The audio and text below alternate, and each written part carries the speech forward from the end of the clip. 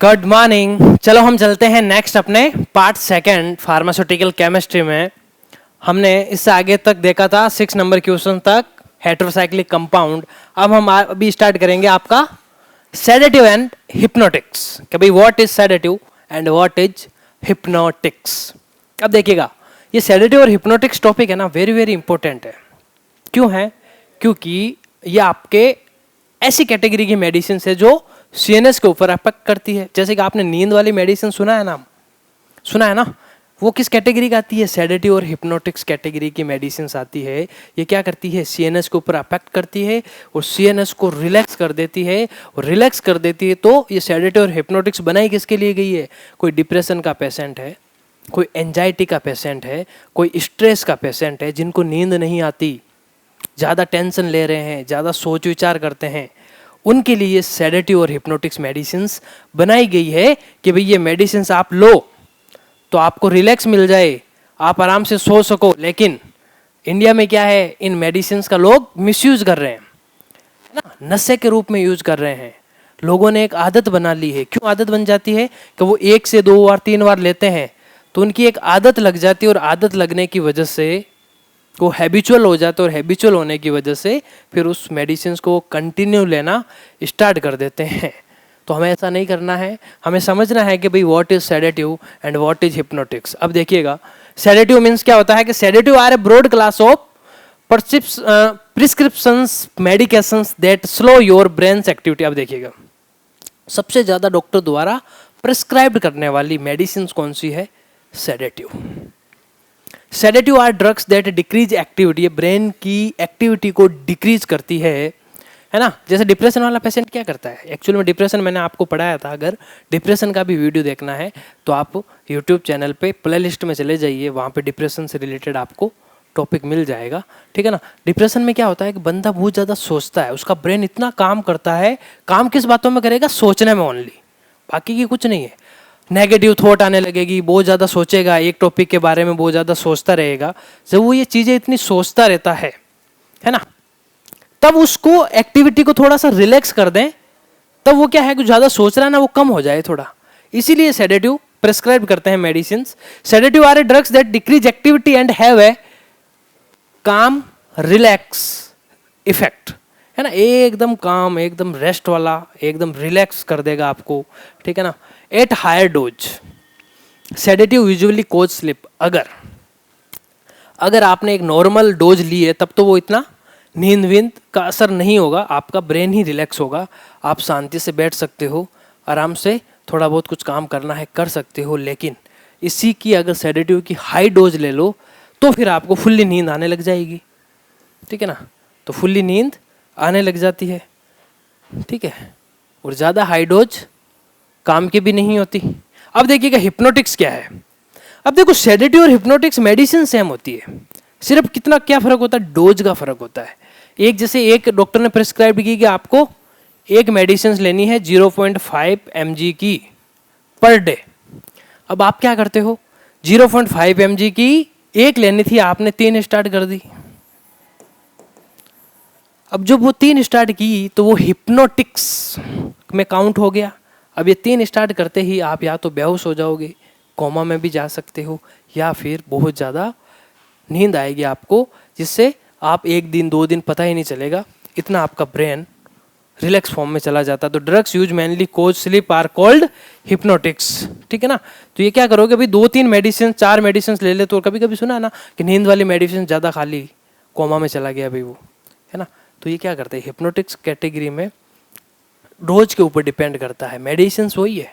High dose की अगर आप ले लोगे तो फिर आपका ब्रेन काफ़ी समय के लिए सो जाता है, ठीक है, वो कैटेगरी हिप्नोटिक्स में आ जाएगा। लेकिन नॉर्मल क्वांटिटी में लेते हो तो सेडेटिव कहलाता है।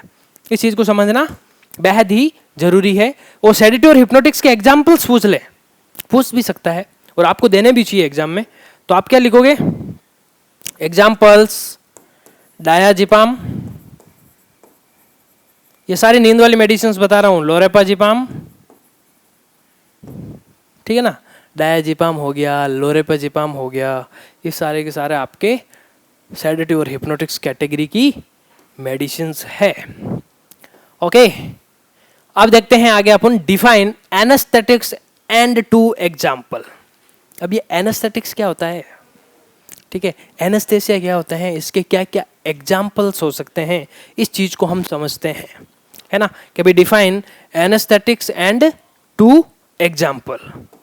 ठीक है, अब देखो एनेस्थेटिक्स एजेंट ऐसे एजेंट, जैसे आपने सुना है ना, कभी सर्जरी होती है, ऑपरेशन होता है, ठीक है ना, ऑपरेशन थिएटर के अंदर। अब ऐसा तो है नहीं कि वो बंदा एकदम होश में है और उसका सर्जरी कर रहे हैं, कटवट लगा रहे, नहीं होता ना। उसको क्या किया जाता है, एनेस्थेटिक्स एजेंट देते हैं, उसको बेहोश किया जाता है, उसके सीएनएस को फुल्ली रिलैक्स कर दिया जाता है, ताकि जब उसके कटवट लगे, है ना, सर्जरी हो, उस टाइम जितना दर्द हो वो बिल्कुल भी उसको महसूस नहीं हो। दर्द कैसे महसूस होता है ना, कोई भी गर्म चीज के टच करते हो तो कैसे महसूस होता है अपन को, ठंडी चीज के टच करते हो तो कैसे महसूस होता है, कि रिफ्लेक्स जनरेट होता है। ये जो न्यूरॉन्स होते हैं ना, ये मैसेज लेके जाते हैं ब्रेन के पास, सीएनएस के पास। अगर आप सीएनएस को ही रिलैक्स कर दोगे और ये जो न्यूरॉन मैसेज कहाँ पे लेके जाएंगे, और जब ब्रेन के पास में, सीएनएस के पास में मैसेज ही नहीं आएगा तो कितना भी दर्द हो रहा है, कुछ भी हो रहा है, पता ही नहीं चल रहा है। तो उस समय क्या करते हैं, एनेस्थेटिक्स एजेंट देते हैं ताकि सीएनएस रिलैक्स हो जाए। जब सीएनएस रिलैक्स हो जाएगा ना, फिर आप सर्जरी कर दो और कंप्लीट सर्जरी कर दोगे ना, फिर भी उसको दर्द नहीं होगा, वो आंखें खुली रहेगी, देखता रहेगा, लेकिन उसको दर्द नहीं होगा। और जब दर्द नहीं होगा तो इजी हो जाता है सर्जरी करना। उस समय ये एनेस्थेटिक्स एजेंट देते हैं। अब ये एनेस्थेटिक्स एजेंट भी दो टाइप के होते हैं। एक तो कोई मेजर सर्जरी है, तब तो उसकी पूरी बॉडी को सुन किया जाता है। एक कोई माइनर सर्जरी है कि भाई मुझे तो यहाँ ही पे करनी है खाली, या फिर डेंटिस्ट क्या करते हैं, तित निकालना है, बाहर दांत बाहर निकालना, तो वो स्प्रे करते हैं और स्प्रे करके उस एरिया को सुन कर देते हैं। या फिर आपको जैसे कोई भी डार्ट वार्ट होती है उसको निकालने, तो एक इंजेक्शन लगाता है और वहाँ का एरिया सुन कर देता है, और फिर उस डार्ट को पकड़ के खींच के बाहर निकाल लेता, तो दर्द भी नहीं होता। क्यों नहीं होता, इंजेक्शन लगाया हुआ है एनेस्थेटिक्स का, वो तो लोकल एक्शन के लिए। तो एक होता है लोकल एनेस्थेटिक्स जो एक लोकल एरिया को ही सुन करेगा, एक होता है जनरल एनेस्थेटिक्स जो पूरी बॉडी को सुन करता है। वो होते हैं मेजर सर्जरी में, जैसे कि आपके स्टमक के आसपास के एरिया में सर्जरी करनी है ना, लीवर के आसपास के एरिया में, पेनक्रियाज के आसपास के एरिया में, यहाँ पे सर्जरी करनी है, तो जनरल एनेस्थेटिक्स काम आते हैं। तो आपसे अगर कोई पूछ ले डिफाइन एनेस्थेटिक्स, तो आप लोगों को यह समझना है, anaesthesia is the use of medication to prevent pain. Pain का मतलब दर्द, किससे बचाए, दर्द से बचाए ड्यूरिंग, कब, सर्जरी एंड अदर प्रोसीजर्स। कोई भी सर्जरी हो रही है ना, मेजर माइनर, उस समय जो पेन होता है, दर्द होता है, उससे बचाव के लिए आपके एनेस्थेसिया एजेंट यूज करते हैं। इनके एग्जांपल्स क्या है, थायोपेंटाल सोडियम, किट्टामाइन हाइड्रोक्लोराइड, क्या क्या है, थायोपेंटाल सोडियम, किट्टामाइन हाइड्रोक्लोराइड, ये याद रखना भाई।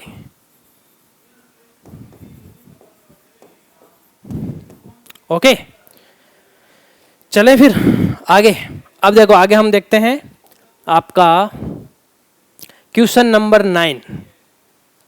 देखो कुछ एक मेडिसिन्स के बारे में मैं लेके आया हूँ क्वेश्चंस, कि समटाइम्स फार्मास्यूटिकल केमिस्ट्री में कुछ ड्रग के बारे में क्वेश्चंस पूछता है और ये चीज़ें आती है।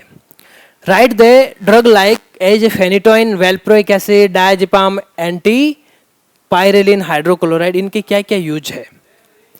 तो फेनिटोइन और वेल्प्रोइक एसिड का क्या यूज है भाई, ये जो फेनिटोइन है, वेल्प्रोइक एसिड है, ये कौन से कैटेगरी की मेडिसिन है, कहाँ पे यूज होती है और किस बीमारी का ट्रीटमेंट करती है। ये करती है आपके एंटी कन्वुलेजेंट का। किसका करती है भाई, एंटी कन्वुलेजेंट का करती है। अब देखिएगा एंटी कन्वुलेजेंट क्या होता है, इसको समझ लो आप सभी।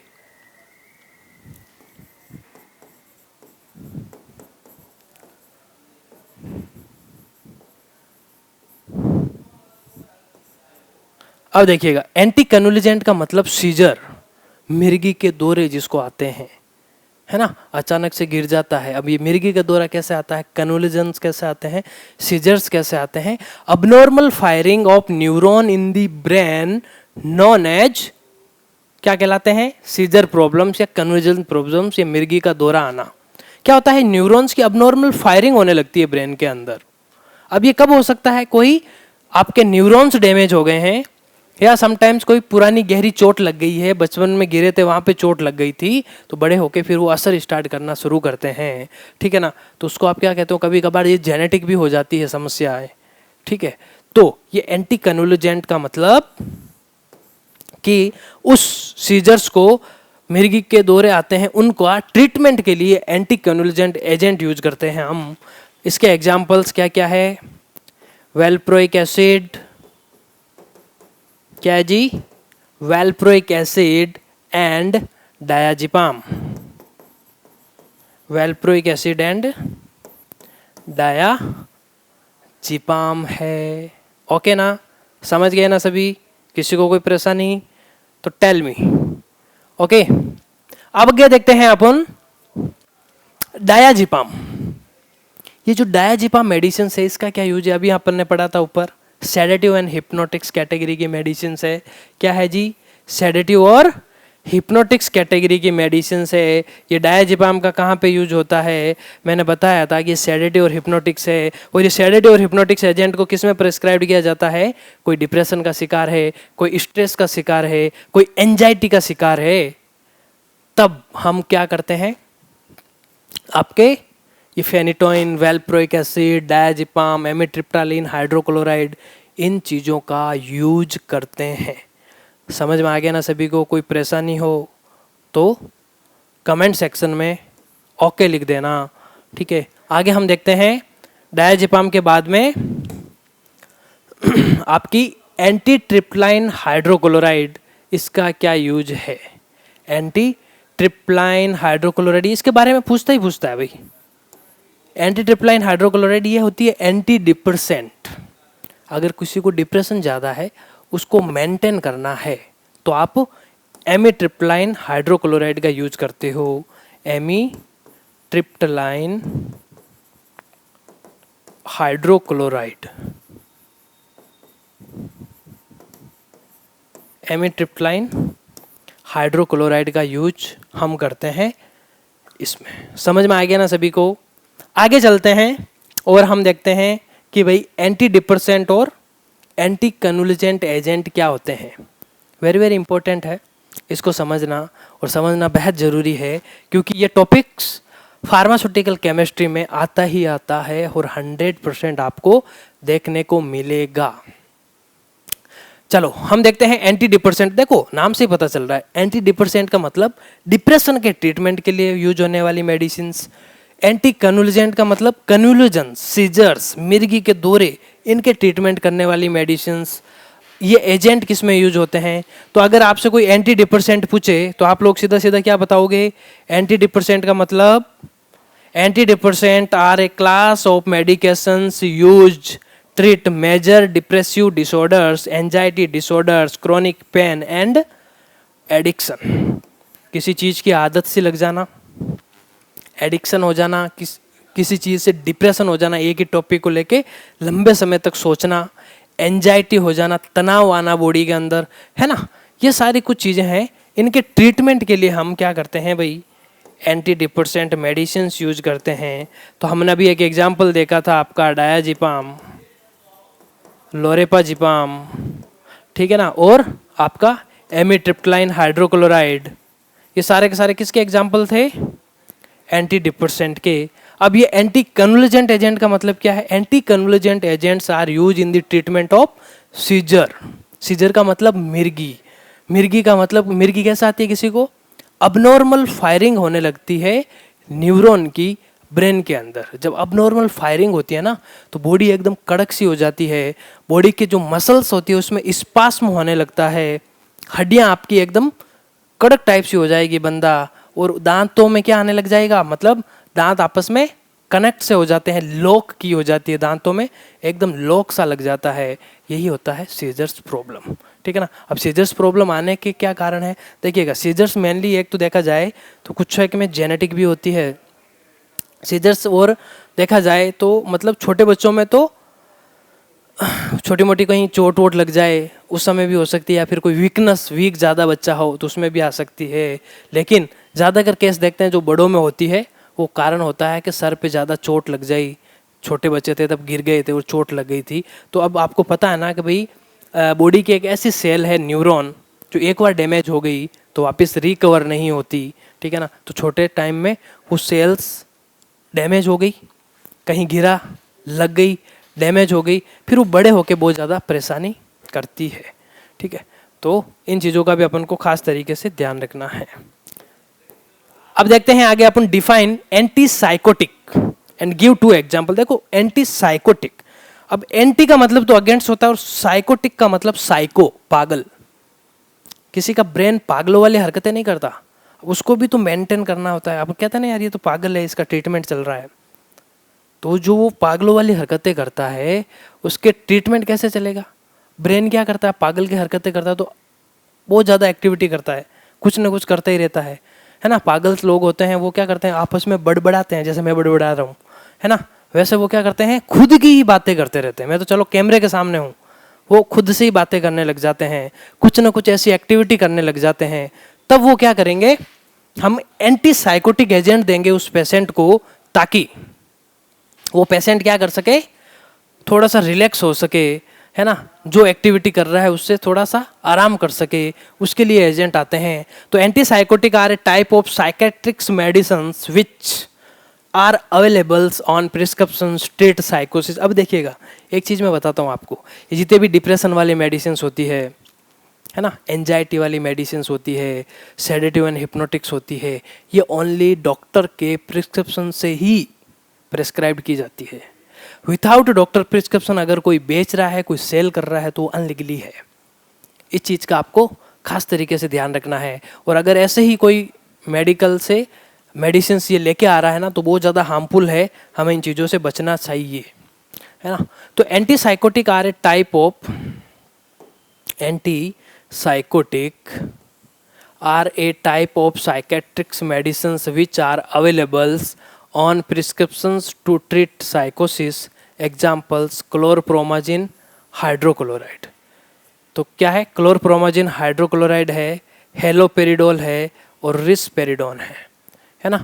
क्लोरप्रोमाजिन हाइड्रोक्लोराइड, हेलोपेरिडोल्स एंड रिस्पेरिडोन, ये किसके एग्जाम्पल्स है, एंटी साइकोटिक के। और इनके एग्जाम्पल्स हमने समझा दिए हैं। और एंटी साइकोटिक क्या है, सबको समझ में आ गया ना, कि भाई जो साइकेट्रिक प्रॉब्लम्स होती है आपको, है ना, उसका ट्रीटमेंट करने के लिए एंटी साइकोटिक एजेंट यूज करते हैं। आगे अपन देखते हैं क्लासिफाई सिम्पैथोमाइमेटिक एजेंट। अब ये सिम्पैथोमाइमेटिक एजेंट क्या होते हैं, क्या होते हैं भाई सिम्पैथोमाइमेटिक एजेंट, इसको भी देख लो। Sympathomimetic agents use an augment and endogenous catecholamines of the sympathetic nervous systems of therapeutic benefit. तो कुछ एक सिम्पैथो मतलब सिंपैथेटिक जो नर्वस सिस्टम्स होता है, एसएनएस, है ना, उसकी एक्टिविटी को क्या करता है, इंक्रीज करने के लिए सिम्पैथोमाइमेटिक एजेंट्स यूज होता है। ओके,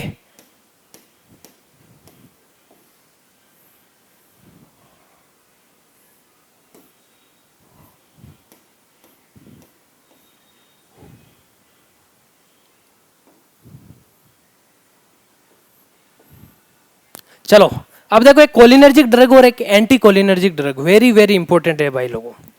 कोलिनर्जिक और एंटी कोलिनर्जिक एजेंट आपसे काफी बार पूछा जाता है, ठीक है ना। क्या किया जाता है आप लोगों से, कोलिनर्जिक और एंटी कोलिनर्जिक एजेंट के बारे में आप लोगों से ये क्वेश्चंस भी किया जाता है और पूछा भी जाता है कि भाई ये कोलिनर्जिक एजेंट क्या है, एंटी कोलिनर्जिक एजेंट क्या है। इनके बारे में आप लोगों से छोटे बड़े जब क्वेश्चंस किए जाएंगे तो उनका आपको खास तरीके से ध्यान रखते हुए चलना है। तो define cholinergic drugs and anti cholinergic drug क्या है, इसको समझते हैं हम। तो कोलिनर्जिक ड्रग्स में क्या है, cholinergic system is an important system and a branch of autonomic nervous systems which play an important role in memory, digestion, control of heart beat, blood pressure, movement and many other functions. तो cholinergic drug क्या है जी, cholinergic drug है आपका भी, cholinergic system है क्या है, important system है। क्या है जी, इंपोर्टेंट सिस्टम है जो क्या करता है, branch of autonomic nervous systems which play क्या करता है कोलिनर्जिक वाला? इंपॉर्टेंट रोल इन मेमोरी के लिए, डाइजेशन के लिए, कंट्रोल ऑफ हार्ट बीट के लिए, ब्लड प्रेशर के लिए, movement and many other functions के लिए। ये सारे के सारे किसके काम है? कोलिनर्जिक ड्रग्स के काम है। समझ गए ना सभी? किसी को कोई परेशानी हो तो बता देना कि भाई कोलिनर्जिक ड्रग्स क्या है। कि भाई कोलिनर्जिक ड्रग्स आपका एक किसका है? ऑटोनॉमिक नर्वस सिस्टम का ही पार्ट है। तो अगर ऑटोनॉमिक नर्वस सिस्टम की फंक्शनिंग को थोड़ा सा इंक्रीज करना है, बढ़ाना है, तो आप लोग क्या करोगे? ये कोलिनर्जिक ड्रग्स लेंगे तो इससे क्या रहेगा कि आपके हार्ट बीट कंट्रोल में हो जाएगी, ब्लड प्रेशर कंट्रोल में हो जाता है, बॉडी के जो अदर्स फंक्शन है बहुत सारे, सिक्रेशन हो गया है ना, गैस्ट्रिक जूस, इनका भी फंक्शंस कंट्रोल में आएगा और बॉडी का डाइजेशन भी कंट्रोल में आएगा।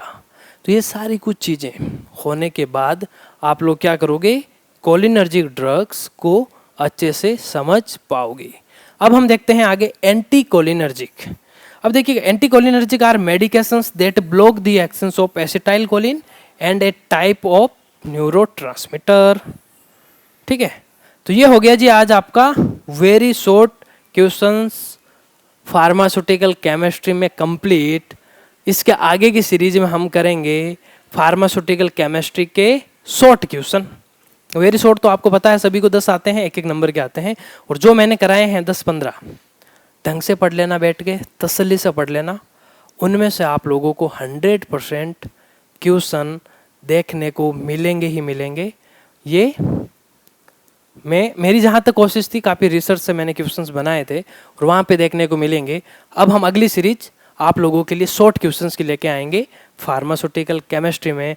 धन्यवाद। अगर वीडियो पसंद आया हो तो चैनल को सब्सक्राइब जरूर कर लेना और बेल आइकन क्लिक कर लेना। धन्यवाद साथियों।